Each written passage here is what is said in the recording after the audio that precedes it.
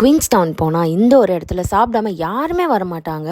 ஏன்னா த famous Ferg burger இங்கே வந்து க்யூவில் நின்று வாங்கிட்டு போவாங்க. அண்ட் ஆல்சோ எப்போ போனாலும் இங்கே கூட்டமாக இருக்கும்னு தான் சொல்லி நான் கேள்விப்பட்டிருக்கேன். இந்த இடத்துல நான் 2 பர்கர் ஆர்டர் பண்ணேன். ஒன்று வந்து the famous Ferg burger and இன்னொன்று வந்து Cajun chicken. So first the Ferg burger அதை பார்த்துடலாம். அது சாப்பிடும்போது எனக்கு வந்து வர்த் த ஹைப் அப்படின்னு இருந்தாலுமே எனக்கு யூஸ்வலாக இங்கே வெல்லிங்டனில் நான் சில இடத்துல சாப்பிட்ட சில பர்கர்லாம் இன்னுமே நல்லா இருந்துச்சு. அந்த மாதிரி தான் ஃபீல் ஆச்சு.